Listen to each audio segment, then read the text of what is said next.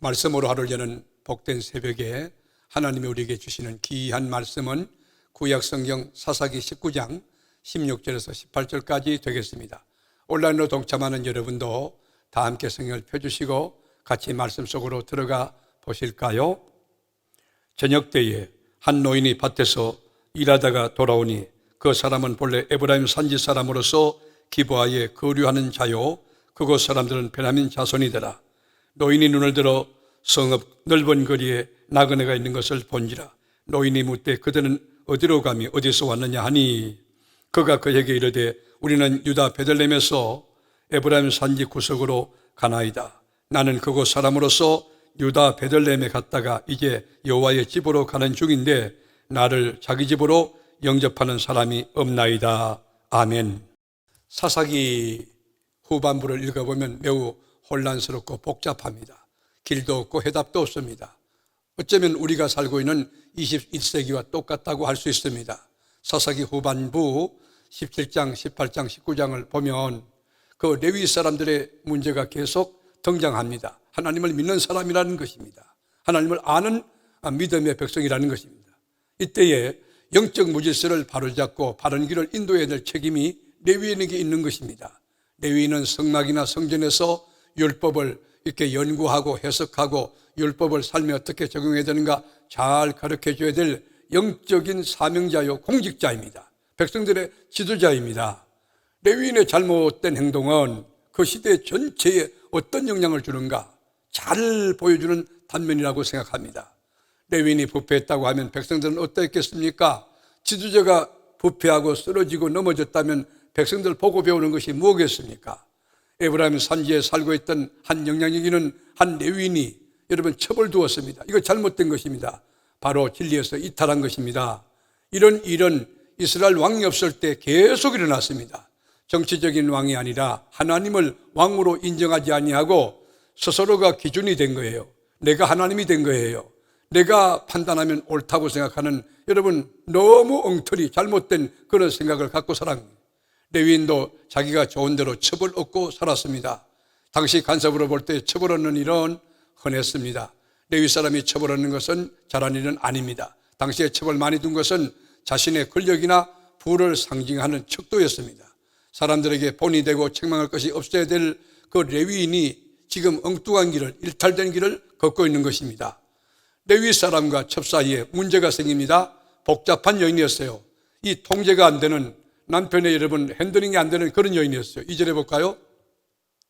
그 첩이 행음하고 남편을 떠나 유다 베들레헴 그의 아버지 집에 돌아가서 거기서 넉 달 동안을 지내매. 여러분 이 여인은 자기 마음대로 살다가 남편이 뭐라고 하니까 화가 나가지고 친정으로 가버렸어요. 레위 사람은 넉 달 동안 무시하고 가만두었어요. 그렇지만 자기 그 첩이 생각나는지 다시 찾아가요. 여인에게 다정하게 말하며 다시 데려오고자 노력합니다. 이런 상황이면 비정상적인 생활을 청산하고 끝내고 정상으로 돌아가야 되는 것이 옳은 일인데 이 레위는 그러지 못하고 다정한 말로 여인을 다시 데려오려고 하자. 그러나 그게 잘 안 됐어요. 첩의 아버지였던 아버지 입장에서 볼 땐 딸을 버리지 않고 끝까지 사랑하고 찾아온 이 사위가 너무 반가워서 5일 동안 먹고 잠을 자고 맛있게 그렇게 음식을 먹을 수 있도록 온갖 정성을 다해 줍니다. 6절에 볼까요? 두 사람이 앉아서 함께 먹고 마시며 그 여자의 아버지가 그 사람에게 이르되 청하노니 이 밤을 여기서 유숙하여 그대의 마음을 즐겁게 하라 하니. 여러분 보세요. 장인은 계속 붙드는 거예요. 날이 저물었으니 내일 아침에 떠나라고 말을 합니다. 레위인이 여러분 떠나는 이유가 뭡니까요? 6일이 되면 안식일이잖아요. 안식일날 준비할 것이 있다는 것이에요. 그런데 겉으로 보면 이 사람이 직무에 충실하고 아주 책임감이 있고 영적인 사람, 멋진 사람으로 보이지 않습니까? 그러나 여러분 이 사람의 행동은 상당히 이중적입니다. 마치 주일날 여러분 친구들과 놀러 가고 싶었지만은 자기 이름이 기도 순서가 주보 순서에 있기 때문에 그 빠질 수 없는 것처럼 몸은 교회에 와 있지만 이 속 사람은 벌써 이미 이탈해가지고 친구들과 놀고 있는 헛된 예배, 거짓 예배 드리는 것과 똑같은 거예요. 종교의식에 충실한 사람이에요. 경건의 모양은 있지만 경건의 능력이 없는 크리스찬이에요.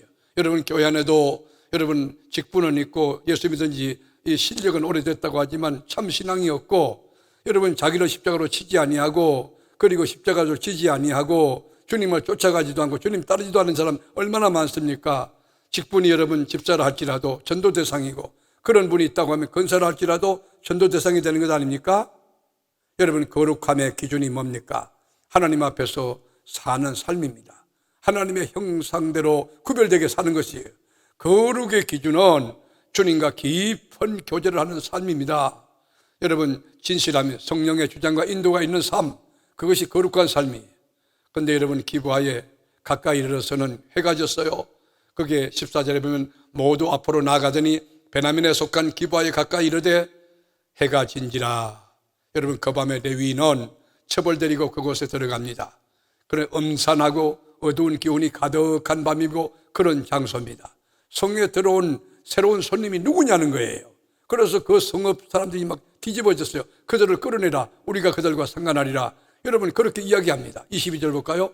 그들이 마음을 즐겁게 할 때에 그 성읍의 불량배들이 그 집을 에워싸고 문을 두들기며 집주인 노인에게 말하여 이르되 내 집에 들어온 사람을 끌어내라. 우리가 그와 관계하리라 하니, 얼마나 여러분 참혹합니까? 얼마나 혼란스럽고 당황합니까? 소돔 고모라에 있었던 한 장면을 우리가 연상하게 됩니다. 레위 사람이 베들레헴에 방문했을 때는 극진한 대접을 받았는데, 그 장면과는 정반대로 기브아의 장면은 너무 대조적입니다. 나그네를 환영하며 그들에게 호의를 베푸는 사람이 하나도 없는 거예요. 끄잡아내라, 죽인다는 거예요. 성경에서 가장 읽고 싶지 않는, 덮어버리고 싶은 끔찍한 사건, 안타까운 사건이 벌어지려는 그런 불길한 그런 기운이 돌고 있는 것입니다. 여러분, 하나님께 바쳐진 레위인, 여러분, 자기 자리를 버리고 소견에 좋은 대로 살았을 때 결과가 뭡니까? 얼마나 엄청난 결과를 가져왔는지 오늘 본문에서 우리에게 충격적으로 교훈을 던져주고 있지 않습니까? 말씀을 하루 저는 복된 새벽, 사랑하는 교우 여러분, 여러분은 레위인입니다. 하나님께 바쳐진 사람이에요. 생각이 거룩하고 구별되며 하나님의 뜻을 쫓고 진리에 합당하게 살아야 될 왕같은 제사장들입니다. 왕같은 제사장으로서 구별되게, 생각도 구별되게, 말도 구별되게, 덕스럽게 믿음으로, 그리고 우리 행함도 하나님이 기뻐하는 믿음의 행함을 통하여 연약한 자를 도우며 세상 속에 빛과 소금이 되며 살고 계십니까? 여러분의 삶이 구별된 삶으로 하나님께 영광 돌리는 영원한 왕같은 제사장이요 참된 레위인이 될 수 있기를 주님의 이름으로 축복합니다. 기도하겠습니다. 주님, 고맙습니다. 우리를 하나님 백성으로 불러주시고 하나님의 나라 거룩한 일을 감당할 수 있는 복된 사명 주신 것 감사합니다. 우리 남은 날이 그리스도가 되게 하시고 주님 나라 건설이 되게 하시고 주님의 영광이 되게 하여 주옵소서. 오늘도 우리와 동행하실 주님을 찬양하며 넉넉히 승리를 지원하시는 우리 주님께 감사와 영광을 돌리옵고, 우리를 죄와 사망에서 건져내신 나의 구주 사랑하는 예수님의 이름으로 기도를 드립니다. 아멘.